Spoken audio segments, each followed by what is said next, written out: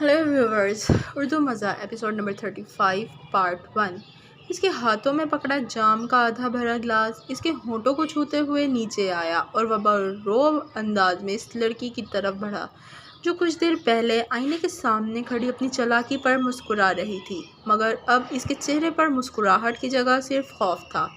मौत का खौफ, और ये खौफ इसके चेहरे को जर्द कर गया था। वो जर्द चेहरे के साथ खड़ी लड़की अपनी मौत को सामने देखकर अपने बहराना वजूद को छुपाना तक भूल गई थी।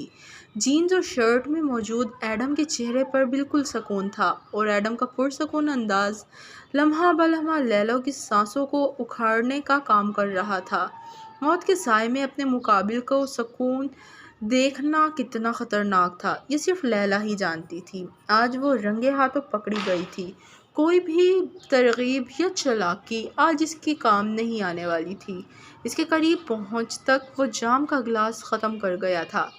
लैला की दहशतज़दा आंखों में झांकते हुए वो इसे मज़ीद खौफज़दा करने लगा था। एडम ने एक नज़र इसके बदन पर डाली और फिर बेड पर बिछी पड़ी सी सफ़ेद चादर को एक साइड पर पकड़े खींचा और इसे लैला के बराना वजूद पर लपेटने लगा।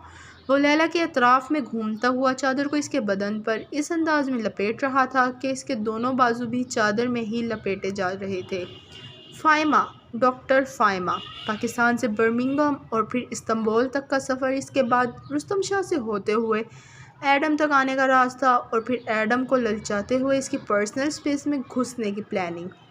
बहुत अच्छी स्टोरी थी लैला, कमाल का स्क्रिप्ट था, मगर इस स्टोरी के राइटर, डायरेक्टर और प्रोड्यूसर सब ये भूल गए कि उन्होंने सिर्फ एक साइड का स्क्रिप्ट लिखा था। वो हल्की सी मायने खेज मुस्कुराहट के साथ इसके सामने रखा और इसके चेहरे को देखने लगा। लैला अब तक चादर में लिपट कर पूरी तरह कवर और मफलूज हो चुकी थी। तुम्हें पता है लैला, मैं अपने दिमाग से बहुत ज़्यादा तंग हूँ। ये कभी नहीं रुकता, हर वक्त तेज़ तेज़ चलता रहता है। मैं थक जाता हूँ इसको समझाते समझाते कि बस करो, बहुत हो गया, बस करो, मगर नहीं, ये हर वक्त भागता रहता है।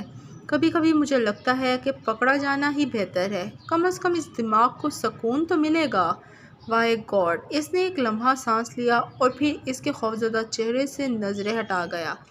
जब भी मेरी ज़िंदगी में कुछ मज़ेदार होने लगता है, कुछ पुरसुकून होने लगता है, तब ये कमबख्त किसी धोखेबाज को पकड़ लेता है। लैला फटी आंखों से एडम को देख रही थी, जो अपना सर झुकाए खामोशी से माथे पर हाथ फेरने लगा था। लैला के सामने वो तमाम मनाजिर आ रहे थे जब एडम ने इसके सामने अपने गार्ड्स को गोलियां मारी थी। यही नहीं, इस वक्त के किसी पुरतशद्दुद लम्हे रुस्तम शाह के ज़ोर से हंसने की आवाज़ें भी इसकी समाज से टकराई थी। यही खौफ और वहशत इसकी फटी आंखों का पानी तक खुश्क कर गया था।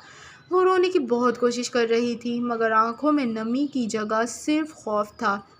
इस शख्स का खौफ जिसका एतमाद जीतने वो आई थी।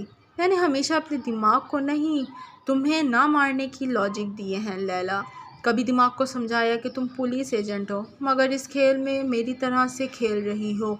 फिर तुम्हारी शातिराना चालें देखी और फिर दिमाग को तसल्ली दी कि तुम मेरे लिए काम करोगी, मगर तुम्हें शायद एक नया एडम बनने का शौक़ चढ़ा है, जो तुम कभी पुलिस को धोखा देती हो और कभी मुझे बेवकूफ़ समझने की गलती करती हो। अब मैं इस दिमाग को क्या लॉजिक दूँ? किस चीज़ का खुमार तुम अपनी इतनी हिम्मत देता है कि तुम एडम को धोखा देने का ख्याल दिल में लाती हो?